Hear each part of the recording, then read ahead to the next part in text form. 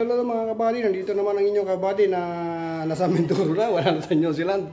Ayan at ano natin konti ito, ating public natin konti ating gagawin na lunch dito sa ating sa ating bukid ngayon. Papakita ko lang sa inyo dati siyempre para makita niyo kung paano ako gumagawa ito, nagluto. Ito lang naman ang ating kusina diyan. Ito lang aking kalandan dahil ako lang naman nag-iisa rito. Ito yung ang lulutuin natin pininyahang manok sa gata. Ito yung ating mga ingredients mga buddy. Ayan, kailangan meron kang bell pepper, pwede naman green saka red. May patatas ka dyan, meron kang carrots. At siyempre, meron kang dyan onion, saka garlic para sa panggisa. At siyempre, hindi pwedeng mawala ang pinya dyan dahil pininyang gata ang ating lulutuin. Ayan, ito yung ating gata. Ito yung yan po yung pinya. Siyempre, may mantika tayo dyan. At yung sabaw ng pinya, yun ang binarinate muna natin dito sa manok. Ito yung ating manok na lulutuin. Pininyang manok yan. Yan din ay gagawin nating sabaw para talaga sumipsip yung para sumipsip talaga yung lasa ng sabaw ng pinya doon sa manok.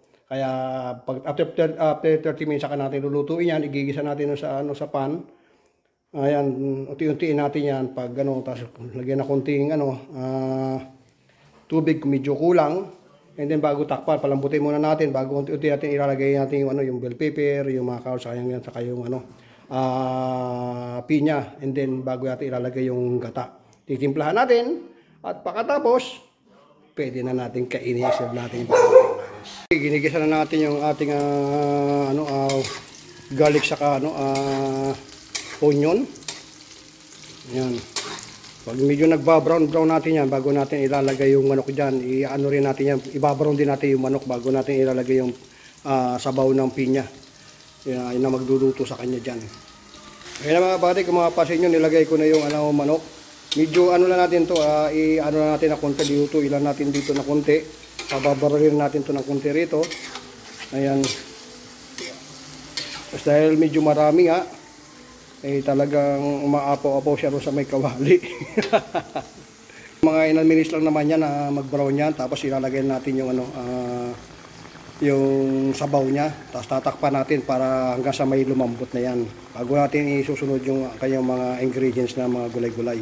At siyempre, kasama din natin ang pantimpla yung ating patis. Mga buddy, at medyo okay na yung ating manok. Ilalagay natin yung sabaw ng pinya na kung saan dito natin ibinabad yung ating manok. Tapos niya, pwede na natin lagyan ng paminta yan. Tapos takpan natin para palambutin muna natin yung manok bago natin ilagay natin mga iba pang mga gulay.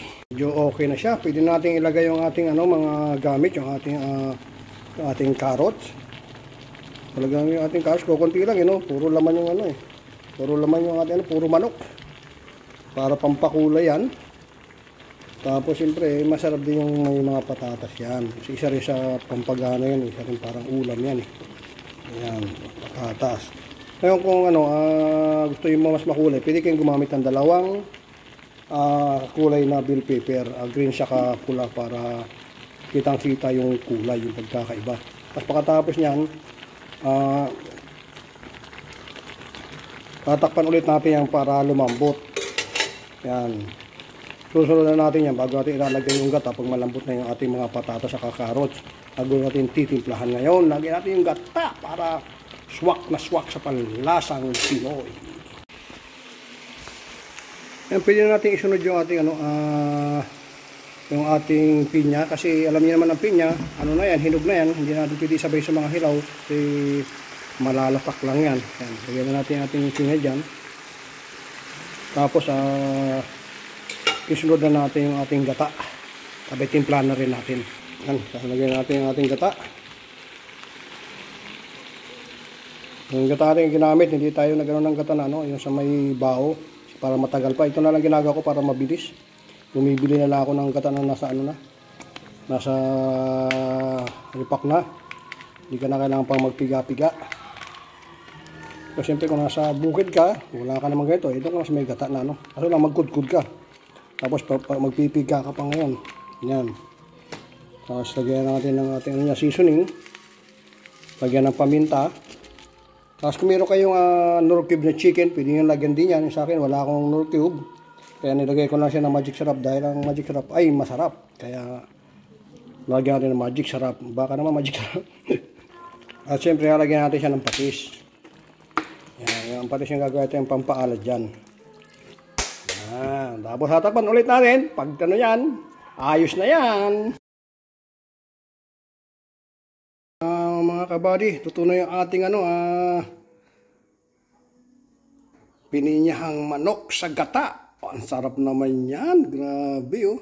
Pero kukunti lang ating mga gulay, yung carrot saka yung bell pepper. Kaya hindi masyado makita. Pero yung ating naman, pinya marami-rami naman.